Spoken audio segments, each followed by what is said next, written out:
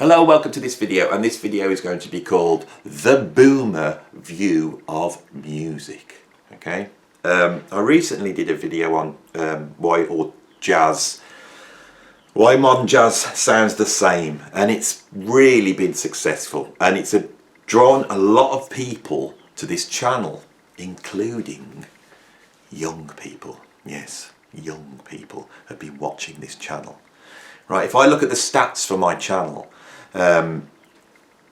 it's the age range is somewhere between 45 and about 90, I think.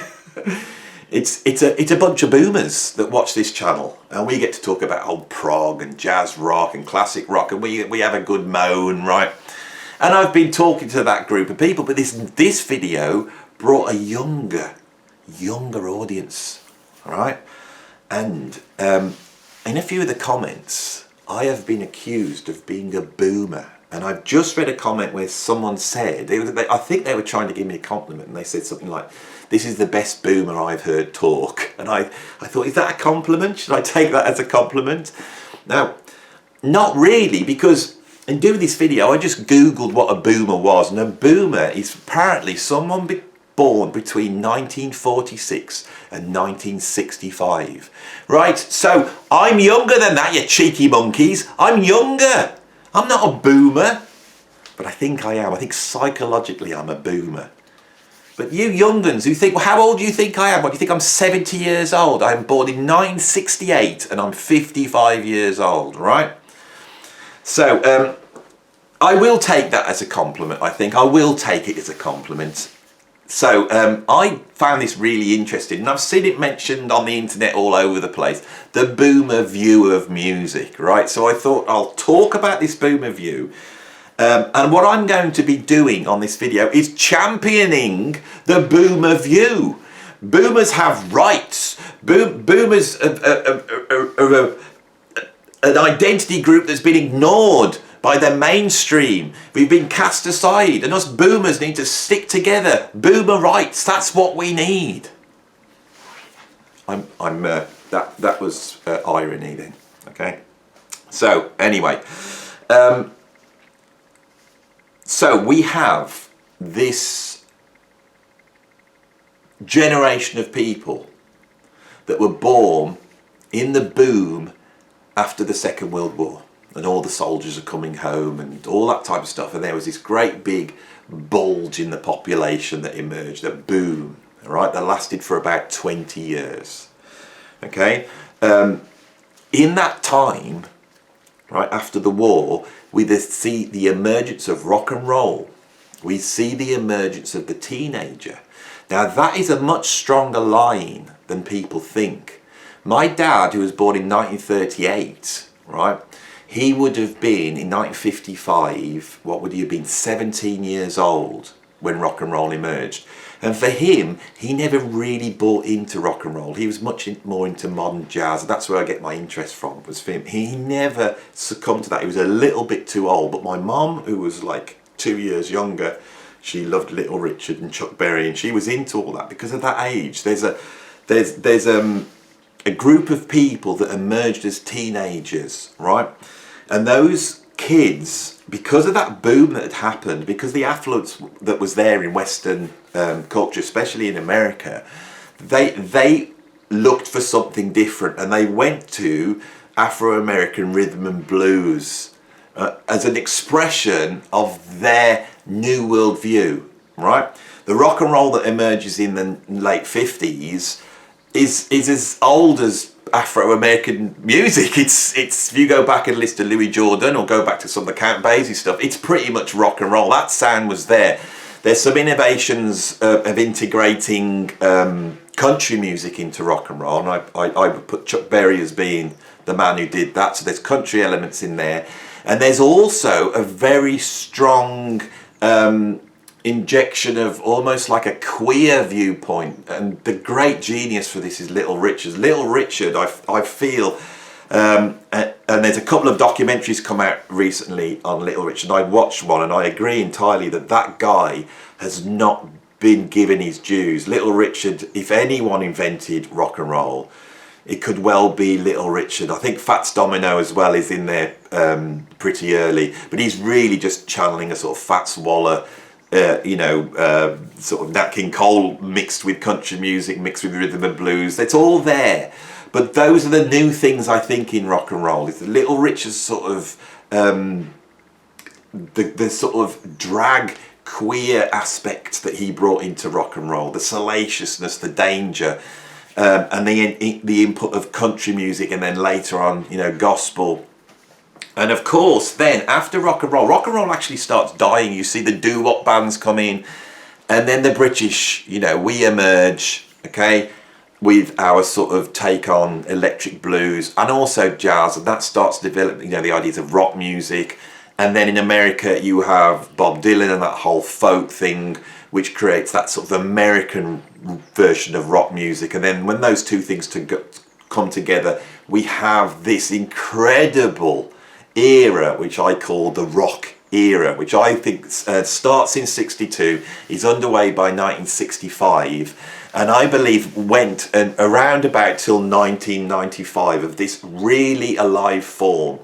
I think that the grunge bands and Nirvana, those bands are incredible, but they actually are sort of the death knell. It's the last gasp, the last nihilist gasp of the power of rock to be a culturally alive form. After that, another type of music has emerged. That's emerged at the back of dance music and electronic music, and that is the era we're in. Okay, but if you are a boomer, you came to you blossomed within this era of rock, right? And rock was the most important cultural form. And rock music was created by bands. It was created by musicians who would go in a room, and through this new technology of electric instruments, the electric guitar, the electric bass, a drum kit that goes right back to the beginnings of jazz, and then a vocalist, a keyboardist playing a synthesizers or organ, and then the volume, which enables you to play large concerts to large audiences and reach them through something which is visceral but also intellectual. This changed culture, and anybody that grew up in that period of time, right, their view comes from that idea of self-expression through rock, which I think is best described by Jack Black in School of Rock when he tells the kids about rock, and he says rock's about sticking it to the man. Right, so all these young people emerging at that time, they have this belief that music somehow sticks it to the man. And we see these cycles, right, that we see cycles of sort of psychedelic acid rock emerging, which turns into progressive rock. And then when that sort of becomes too overblown for itself, and it leaves it moves too far away from the sticking it to the man. Although me being a champion of prog, I really believe that there was nothing more of a threat than normal people making highly intellectual music. The critics had to knock that. They couldn't stand it, right? But with punk, we see the emergence of punk again. That is another stick it to the man, right? And all the way through, the thing that makes rock and roll great, and by rock and roll I mean the whole lot of it, Michael Jackson, Culture Club, the Police, whatever it is, whatever that was coming out at that time, there is an undercurrent within the popular music form where that stuff is pushing boundaries, it's making statements, it's political, it's charged. And that generation, the boomer generation, grew up with that worldview, and out of that worldview comes ideas that the boomers now have. They believe in sort of authenticity. They believe that people should really do this. This is what I take. So let's just take that one. Before rock and roll, right, and especially specifically rock music, artists could be great. You could have an Ella Fitzgerald or Frank Sinatra, and they're incredible. Elvis Presley, but they're not singing their own songs. They're like a film star at the front. They're the front, and their film is being made by the studio system.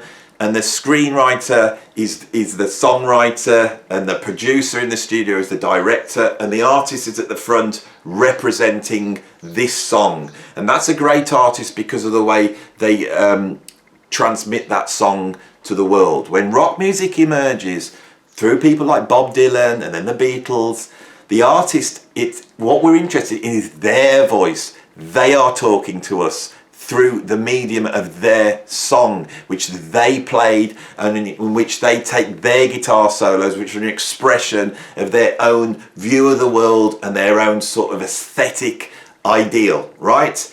And that becomes very, very important, right? Boomers see music, that's what they mean by authenticity, right? And they want it to be real. They want people to have really played the drums on there. You know, if say when Milli Vanilli, when Boomers found out that they hadn't sang, that was their career over, because it's not allowed. So these things like this, they're like aesthetic moral virtues that Boomers see within the music, all right? And there's loads and loads of these things, right? The ability for music to challenge culture, you know, to be political, to champion the views of minorities. And by minorities, I don't just mean black people or gay people. I mean disenfranchised people, working class people. You think of someone like Bruce Springsteen, he's great because he is the voice of the working class, direct, okay? So authenticity, the person you are listening to might not be the best singer in the world. This is the whole Bob Dylan thing. They might not be the best singer in the world, but it's the message that counts, that people are really playing their instruments, that the music has got this, what could be called a soul.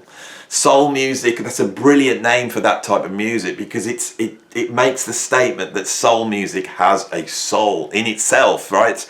And these are the virtues, right? Now, I'm a little bit younger, right? I was born in 1968. When I first heard music, it was actually in the mid-70s, when there was a lot of, actually in the charts, we have this, you know, sort of rose-tinted spectacle views of the 70s, and we think it's all Pink Floyd and Led Zeppelin and the Sex Pistols, but if you look at the charts, in the UK here, it was all B.A. Robertson and Gilbert O'Sullivan and Barbara Dickinson, and that was the first music I liked. Those are three artists I really like. And then I was sort of developing in that post-punk bubble.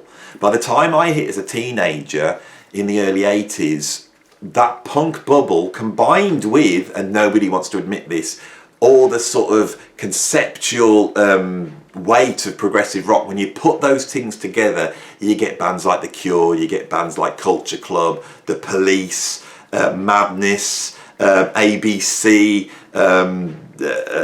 Depeche Mode, Nick Kershaw, Cabaret Voltaire, the Sisters of Mercy. That was the world I emerged in. Now, me personally, and I think this is why I have this sort of slightly older boomer view, is I did like that music. My friends liked it. That was just the music that we all listened to. But I discovered, firstly, classic rock, and this was discovered through the new wave of British heavy metal that emerged in 1980 as well. That I'm really a product. I'm talking to you here because of the new wave of British heavy metal. I got into that stuff, then I discovered Led Zeppelin, Deep Purple, and then Yes, Genesis, the Mahavishnu Orchestra, Miles Davis, John Coltrane, Albert Ayler, right? And that was my sort of, my 1980s was listening to that stuff, and I became very snobby as a teenager. You know, by the mid-80s, I was only really listening to very heavy jazz. But towards the end of the 80s, there was like a mini revolution. And suddenly, this sort of, by then music, mainstream music had become quite corporate by the mid-80s. And the thing that had affected that, I think, was Live Aid. I really think it changed the way we viewed rock artists. They were no longer countercultural and something of the youth. They were sort of on their way to becoming legends, right? Suddenly we have legends, and they're virtuous because they're trying to save the world, okay? And Live Aid established a lot of older bands, and it's like bands like Queen were revitalised by Live Aid. And I feel that rock music becomes quite corporate at that point. But underneath that, there's an alternative music scene growing. You saw it in hip-hop. Hip-hop suddenly gets serious, Public Enemy, or Ice-T, all that type of stuff. We see the emergence of like funk metal, thrash metal. We see eventually the emergence of grunge. But much more important, we see the emergence of electronic music forms, dance music, house music, techno, jungle, drum and bass, trip hop. All those things emerge at that time. Now that is my period of time. By the late 90s, I was working with dance groups. I was making house music, and here in the UK, I was making UK garage. So I have some knowledge of this new form of music that emerged in the early 90s. And that has codified, and I think the modern popular music has grown out of that, and that is a computer technological based music. And the values are completely different within that music form. And I do understand them in a certain way. That audience, the audience that was going out to clubs and dancing to house music, were not interested in the artist. They weren't interested in the political viewpoint of the artist. They weren't interested in the authenticity. They didn't care whether they played the instruments or it was a machine. What they were interested in was the pure hedonist experience of that track. Artists could emerge themselves by creating a track on an Akai sampler in their bedroom. They could go and press a white label, get 50 copies, bang it out to DJs. Those DJs could be playing it in a club, and suddenly you got a hit. Nobody knows who's made that. It's not even in the mainstream, right? This changes music completely, and it was actually very exciting, and I believe artistically vital, right? But in much the same ways rock music lost its hold in the 80s and became corporatized. Once big business, especially here in the UK, took over all the raves, and you get in the Ministry of Sound, and it's all now kind of like a Saturday night out, and there's an industry behind it. That scene has become corporate as well, and that has really influenced the popular music world. Now, underneath that, these bands that were made like legendary, right, in the post Live Aid world, they have been able to establish themselves as legacy artists. And us boomers who still want to buy records and buy into that sort of authentic voice of the artist and believe in that artist, because of the internet, those bands have been able to keep themselves going on that much more shrunk fan base, but they can still tour, they can still make an albums. And for some certain big bands, if they get together, it's millions that can be made. And people are going to those gigs my age and go, is this the last time you're going to go and see Aerosmith? Let's go and see Aerosmith. And everyone's going to sit there with their phones filming it, saying, that's Aerosmith, they're legends, I'm here experiencing that, right? And I think that is what informs the boomer view. Now, legacy artists, that is part of the music industry, and some legacy artists are still making wonderful music. It's not groundbreaking anymore. They're not reinventing the wheel, but they're making great music, and you are allowed to make great music. I know in this channel I champion newness and innovation, and I talk about that a lot, but there's nothing wrong with being in a good funk band and making good 70s funk that people want to dance to, or being in a progressive rock band that sounds like Genesis and makes tracks like, there's nothing wrong with that. And the boomers will listen to that and they'll go, I like that, it sounds about like what I like, and it's better produced, and I've got a big CD of it, and I can put it on in my big system at home and I can enjoy it, right? That division between young people and their worldview of music and the boomer view, that's a generational shift. So it becomes really, really apparent. Now, I'm 100% aware that on this channel, I am delving and championing music from the past, right? And I think that's a value. I think that's really important. And I think some of the aesthetic values of that music are really, really important. And they should be treasured and looked after. And I think as the sort of electronic, sort of computer-based, faceless music, which has now melded with the idea of the media celebrity. So you have a media celebrity at the front, which is known as a media celebrity, and behind them you have a whole bunch of computers and producers, and in a couple of years it'll just be done by AI. And the music is just the backdrop of them being a media personality. Now that's generalised. I mean, there's been some incredible masterpiece albums made within that world. I was listening to Lemonade by Beyonce the other day. It's a progressive rock album, to be honest. But yeah, it is right. But there's some incredible artistic achievements. But for me, even listening to that album, as much as I know how great it is, I want to hear that voice. I mean, it's there, but too much computerization, too much production. For me, the thing I'm really arguing here on this channel often when I'm being critical is modern production methods and codified techniques where people are just falling back on cliches all the time. Anyway, the point is that the boomers have a view, right? And that stuff needs to be treasured. And as this new music, this sort of computer-based digital distribution linked to a media personality music that we have today, that is at that end process. And it could well be that we see a return to the values that were there before. And the emergence and interest in vinyl, especially in young people, and people want to not just buy new vinyl, but get a copy of Dark Side of the Moon and treasure that. That's part of that legacy thing, and young people are getting into it. And I think there could be a ray of light where the product comes back in, and the experience of buying something is important. And you've seen the return of vinyl. We now got people collecting cassettes. I think CDs will start to become more valued, and people. And let's hope. I might be completely wrong. Anyway, that is the boomer view of music, and that's my view. And I hope I've shown that I've got some awareness of that view on this video. I know where I stand in it. I am of that generation. I do see music like that. I'm not particularly interested in new music. There's so much old music still to listen to, and that's where my interests are. But by the same token, I do have that revolutionary, culturally questioning viewpoint that boomers have. So I'm waiting for the next big thing by the artist that's got something to say and wants to challenge, and where are they? But the truth is, when they do come along, I'll probably be too old to recognise it. There we go. If you like this rambling video, then press like. And if you want to hear more rambling videos like this, press subscribe.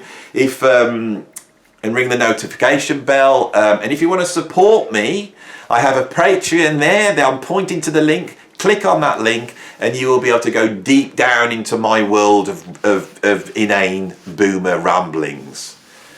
Oh, that sounds like a good shall I rename the channel? Inane Boomer Ramblings.